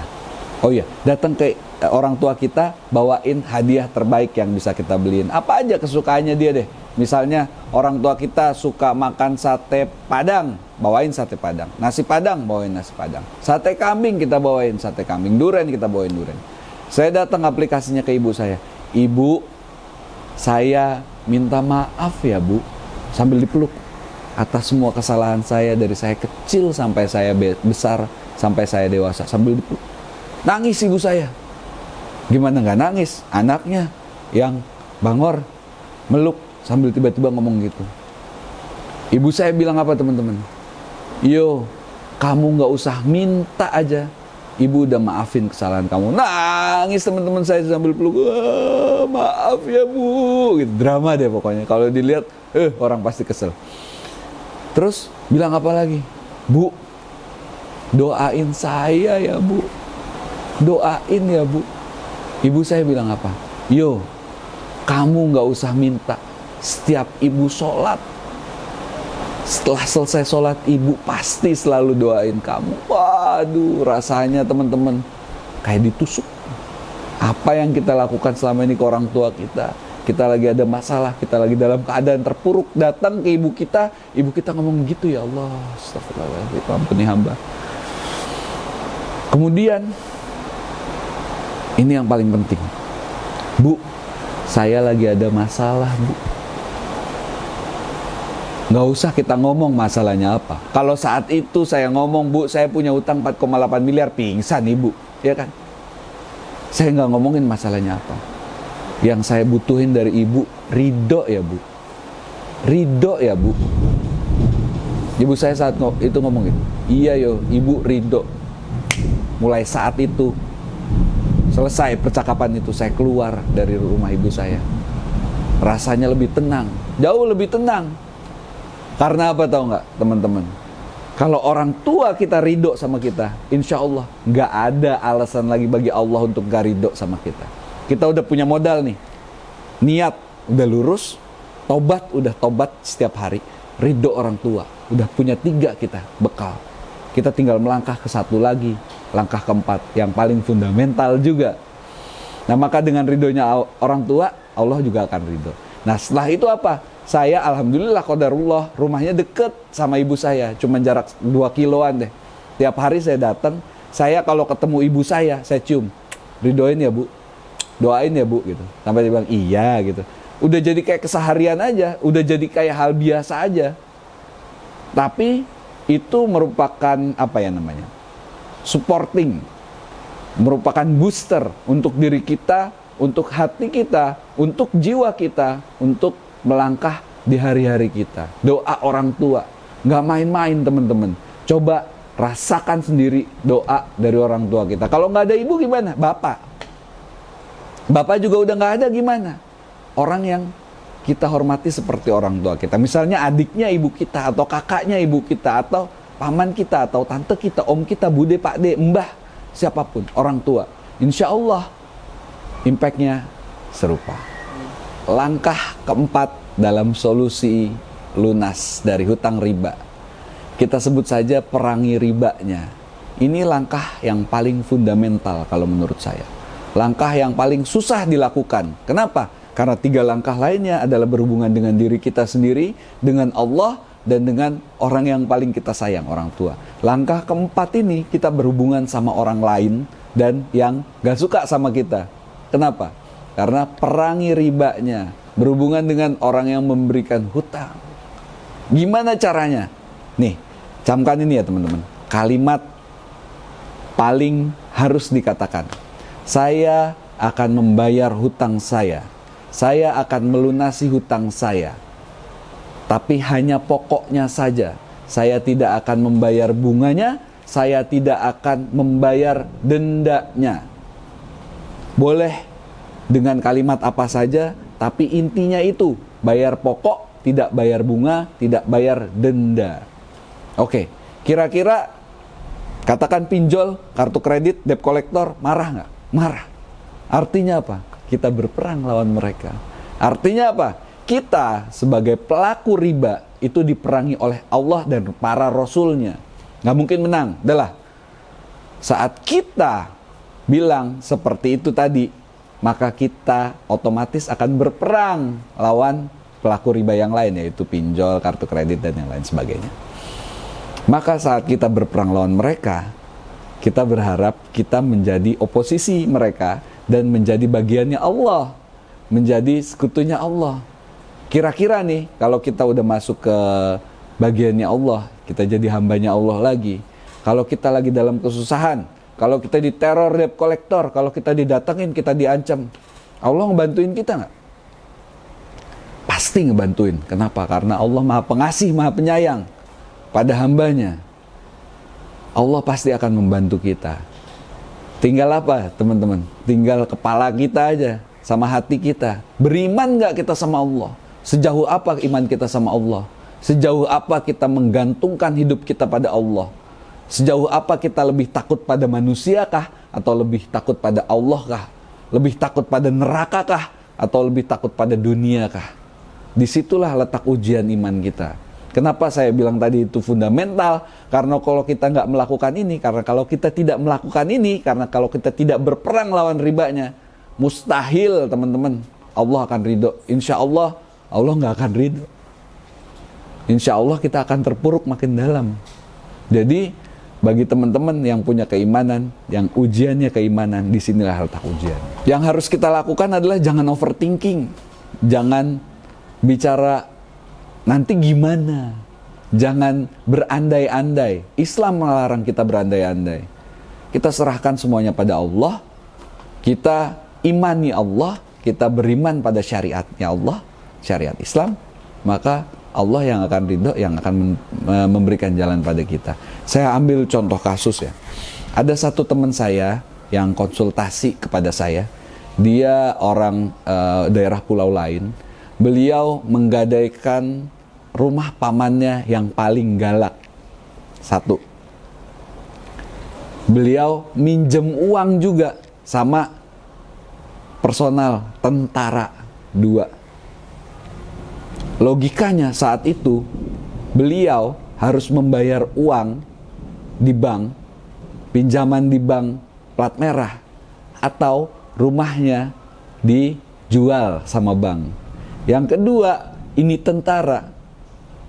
Kalau marah, dia takut ditembak, takut dibunuh. Percaya nggak teman-teman? Dua hal ini nih saya bilang, Pak, kalau Bapak beriman sama Allah, Bapak perangi ribanya. Alhamdulillah, qadarullah, saat itu beliau, teman saya ini, bilang sama bank, oh ya sudah, kalau memang mesti dijual rumah saya, jual sajalah. Akhirnya dia dengan seluruh ketakutannya memberanikan diri ketemu sama pamannya yang paling galak. Di luar dugaannya dia, saat dia datang ke pamannya, Paman, ini rumahnya mau disita sama bank. Nggak apa-apa udah. Kalau rumahnya disita, ya biarin aja. Nanti kalau hutangmu kurang, paman bayarin. Wah, Masya Allah. Nggak kepikiran kan kayak gitu. Saat kita beriman pada Allah, maka jalan yang nggak diduga itu akan datang. Tanpa kita, orang dia berpikir, pamannya, kena pukul sekali dua kali mah pasti ini gitu. Enggak. Pamannya ternyata mau memberikan pelajaran sama dia dengan pelajaran yang baik. Di luar dugaannya ternyata pamannya bahkan mau ngelunasin utangnya. Oke, satu masalah beres. Tentara ini, yang dia punya utang sama orang ini, yang berdinas sebagai tentara, sama sekali nggak nagih, bapak-bapak, teman-teman. Nggak nagih. Sampai akhirnya dia sendiri yang nyamperin, Pak, ini Pak, rumah saya di sini. Nggak apa-apa. Masya Allah, ternyata orangnya berhati besar. Tanpa dia duga. Masya Allah, ternyata 3 bulan kemudian, qadarullah, orang itu bisa ngelunasin utangnya. 180 juta utang. Saat itu, lunas 3 bulan, Masya Allah. Usahanya dia jalan dengan baik. Akhirnya dia punya uang. Akhirnya dia bisa ngelunasin utangnya. Alhamdulillah. Yang terjadi sama saya juga kurang lebih demikian. Begitu bapak-bapak, ibu-ibu. Jadi saat kita beriman pada Allah, karena Allah yang maha kuasa, Allah yang mengatur semuanya di dunia dan di akhirat ini, maka dengan mudahnya Allah akan melunasi hutang kita. Masalah kita kecil.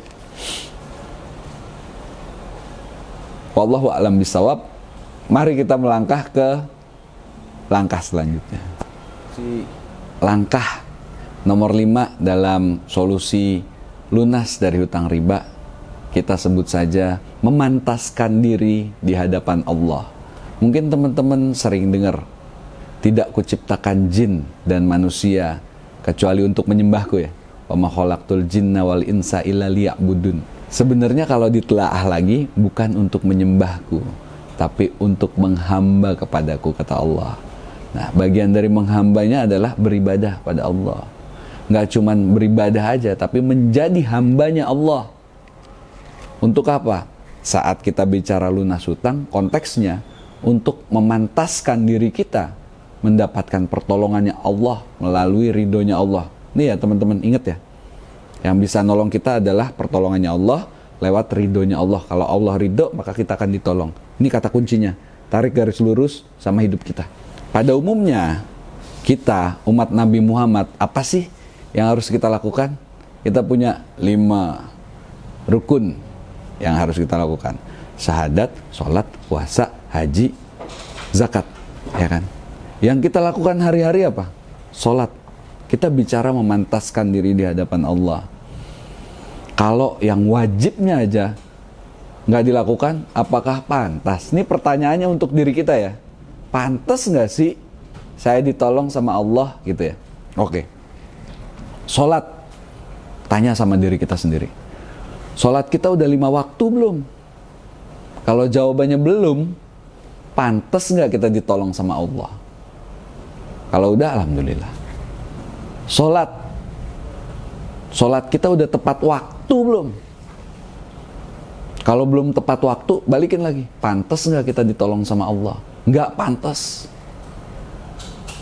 Yang lain, syahadat, sholat, puasa. Puasa kita gimana? Haji belum, ya sudah, tapi udah niat, ya semoga Allah ridho. Zakat nggak kita? Maka kalau 5 ini udah pantas,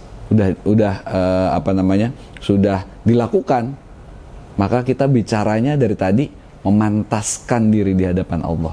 Perempuan, wanita, saat dia mau terlihat cantik, maka dia berdandan. Sama juga kita, hamba. Kalau kita mau pantas, mau terlihat cantik, ganteng, gagah di hadapan Allah, kita harus memoles diri kita dengan apa? Ibadah yang seperti apa? Kita harus punya amalan-amalan andalan. Kenapa? Karena kalau wajib, semua orang juga ngelakuin yang wajib.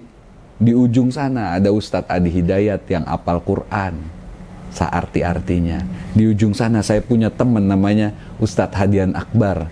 Matanya buta, dia tunanetra, tapi dia hafal Al-Quran, bolak-balik dia hafal. Mereka semua punya keinginan, mereka semua punya permohonan pada Allah. Apa alasan Allah nggak ngabulin keinginan mereka dulu dan mengabulkan permohonan kalian atau kita yang ahli riba, nauzubillah min zalik? Maka kita harus memantaskan diri di hadapan Allah. Maka harus ada alasan kuat agar kita ditolong sama Allah. Caranya gimana? Balik lagi ya. Kita harus punya amalan andalan. Apa aja sih amalan andalan itu? Kita bicara sholat dulu nih. Sholat sunnahnya gimana? Qobliyah, ba'diyah, dilakukan nggak? Sholat duhanya gimana? Dilakukan nggak? Tahajudnya dilakukan nggak? Ada lagi, sholat tasbih. Ini nih tasbih nih. Tersier terlihatnya, tapi saat dilakukan, Masya Allah, dihilangkan 10 dosa, diberikan 10 kebaikan. Maka untuk memperbaiki diri kita, untuk memantaskan diri kita di hadapan Allah, untuk ditolong dan mendapatkan pertolongan Allah, ya perbaiki amalan andalan kita. Kita harus punya amalan andalan. Sholatnya bagaimana? Baca Quran nggak setiap hari? Kalau belum baca Quran gimana? Mau pantas ditolong sama Allah. Kemudian apalagi kalau udah baca Quran, udah sholat, apalagi coba? Zikir, hal yang enteng diucapkan. Zikir, mengingat Allah. Kalau kita nggak ingat sama Allah, gimana Allah mau nolong kita? Kemudian apalagi kalau udah semuanya itu zikir? Puasa, maka satu-satunya ibadah yang nggak ada parameternya itu cuman puasa, sunnah ya. Kita bicara sunnah, bukan puasa wajib. Karena kata Allah, puasanya anak Adam itu adalah untukku. Kebayang nggak? Kalau satu sholat sunnah, yaitu sholat sebelum sholat subuh, ada namanya sunnatul fajar, ganjarannya itu dunia seisinya. Kalau tiba-tiba, hai Aryo, aku berikan ganjaran sholat 2 rakaatmu tadi, sekarang juga bingung saya Pak, naruh di mana itu dunia seisinya? Nitip di Amerika, nggak muat. Orang dunia seisinya. Ini 1 kali puasa itu insya Allah mungkin, wallahu a'lam bisawab, untuk Allah langsung. Mungkin nggak kalau kita nahan lapar, nahan nafsu dari pagi sampai sore, ganjarannya sama sholat 2 rakaat di subuh? Enggak lah insya Allah. Maka dari itu, kalau kita mau mendapatkan ridhonya Allah, coba cari amalan-amalan andalan kita yang sesuai dengan syariat Islam. Berguru yang baik, cari ustadz yang baik, yang bisa mengajarkan kita syariat Islam dengan baik, amalan-amalan yang baik. Lakukanlah, perbaiki diri kita, pantaskan diri kita untuk ditolong sama Allah. Maka saat kita punya amalan-amalan andalan, saat kita pantas ditolong sama Allah, saat kita dalam keadaan sulit, kita udah melakukan niat, taubat, birrul walidain, punya amalan andalan. Kita lagi sakit hati kita karena kita diteror debt collector. Ya Allah, sakit hati ini, hamba tidak bisa beribadah dengan baik. karena hutang hamba menghantui hamba, ya Allah. Kira-kira Allah nolong gak sih? Percaya gak teman-teman Allah bakal nolong? Dengan mudahnya Allah akan nolong kita. Dengan mudahnya perkara kita yang sepele ini, hutang piutang riba, akan dibereskan sama Allah. Wallahu a'lam bishawab. Mari kita melangkah ke langkah selanjutnya. Langkah ke-6 dalam solusi lunas dari hutang riba, kita sebut saja silaturahim dan silaturahmi. Silaturahim dan silaturahmi pada orang yang mempunyai hubungan darah dengan kita ataupun orang yang tidak mempunyai hubungan darah dengan kita. Kenapa sih silaturahim, silaturahmi? Orang ada yang bilang silaturahim, silaturahmi. Saya udah tanya sama orang yang fasih berbahasa Arab, sama aja sebenarnya. Tapi biasanya di Indonesia silaturahmi ya. Kenapa sih silaturahmi, silaturahim? Karena silaturahim, silaturahmi itu membukakan pintu rizki bagi kita. Karena apa lagi? Karena tamu itu membawa rizkinya dan saat pulang meluruhkan dosa-dosa. Karena apa sih? Karena salamannya orang muslim itu dari sela-sela jarinya rontok dosa kita. Gimana sih caranya silaturahim yang baik? Saat kita terpuruk punya utang gitu ya, kita datang ke rumah saudara kita, katakan om kita, bude kita, pak le kita, pak de kita, paman kita datang. Om, assalamualaikum, tuk tuk tuk. Bawa jeruk Medan 15.000 1 kilo. Datang. Apa kabar om? Tanya kabarnya, tanya kabar anak-anak. Ngobrol yang ringan. Jangan bahas utang, jangan curhat. Orang nggak mau dengerin curhat kita. Tanya, jadi pendengar yang baik. Ngobrol 15 menit, 10 menit, 15 menit, 20 menit. Ditawarin makan, kita makan. Dikasih minum, kita minum. Sama-sama saling menyurgakan gitu ya. Udah selesai, om aku pamit ya. Mau pulang dulu, lanjut kerja nih. Udah pamit. Itu udah dinilai sebagai silaturahim. Datang ke teman SMP yang udah lama nggak ketemu, nggak usah bawa cerita buruk, ngobrol aja yang ringan, bawa makanan sedikit. Itu insya Allah, semoga Allah ridho, dinilai sebagai silaturahim. Maka jadikan itu sebagai budaya. Saya punya teman, ada satu, beliau salah satu anggota jemaah tabligh, mantap. Saya bilang mantap. Kenapa? Beliau jalan dari satu tempat ke tempat lain setelah asar. Beliau kerja, beliau punya usaha properti lah ya. Setelah asar, dia pergi satu persatu setiap hari ke rumah temennya.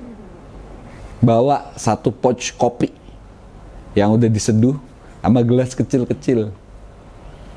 Ngobrol, kasih kopi nih, kopi gue yang bikin sendiri nih. Ngobrol aja soal apa aja. Sebelum maghrib atau setelah sholat maghrib dia pulang. Kalau kita kasih makan dia mau. Dia makan makanan dari kita. Indah banget hidupnya. Dia menyempatkan silaturahim. Kenapa? Saat saya tanya, kenapa lo silaturahim? Dan menyempatkan, dia cerita. Amalan yang paling gampang, gue gak usah konsentrasi. Gue bisa sambil ngobrol. Ini silaturahim. Gampang. Gak keluar duit, keluar buat bensin. Nggak butuh konsentrasi saat kita sholat. Aduh utang gimana ya, mikir. Nengok, ya batal. Nggak batal sih, Allah akan menoleh ke arah yang lain daripada kita. Amalan yang paling mudah yang bisa dilakukan sambil ketawa-tawa ya silaturahim. Masya Allah, semoga Allah ridho saat kita membudayakan silaturahim. Semoga Allah ridho, rizki kita terbuka, jalan keluar atas hutang-hutang riba kita terbuka juga. Wallahu a'lam bishawab. Mari kita melangkah ke langkah selanjutnya. Langkah ke-7 atau langkah terakhir dalam solusi lunas hutang riba, kita sebut saja perbanyak sodakoh. Kenapa sih perbanyak sodakoh? Karena sodakoh kita dapat menghindarkan kita dari malapetaka yang mungkin menimpa kita. Karena dengan berniaga dengan Allah, itu adalah satu-satunya berniaga yang gak merugi. Tapi balik lagi nih, lurusin niat kita. Karena di poin ini, ada aja orang yang salah niatnya. Karena di poin ini, menurut saya, ini poin paling berat. Kenapa? Karena kita dipersilahkan sodakoh atau beramal soleh, memberikan harta yang kita punya secara sembunyi-sembunyi atau secara terang-terangan. Yang jelas secara sembunyi-sembunyi untuk menghindarkan niat atau menghindarkan riya di hati kita. Karena riya di hati nggak ada yang bisa measure. Atau dengan terang-terangan. Untuk apa? Untuk berdakwah. Untuk orang lain supaya dapat mencontoh kita. Maka niat itu harus terus dilurusin untuk melihat wajahnya Allah. Karena Allah lillahi ta'ala. Kalau enggak, bagian terpenting dari sedekah akan hilang. Saat kita misalnya datang ke panti asuhan, katakan, kita berikan bantuan, di-shoot, masuk ke sosial media. Sebenarnya kitanya niatnya baik, mau membantu karena Allah lillahi ta'ala. Tapi tiba-tiba setan lewat, set, bisikin, boleh juga loh, ada banyak duit nih. Tiba-tiba niat kita berubah, wah bener juga ya, keren juga ya kita gitu. Nauzubillah min zalik. Maka niat kita harus dilurusin. Pernah suatu saat melakukan sebuah amal,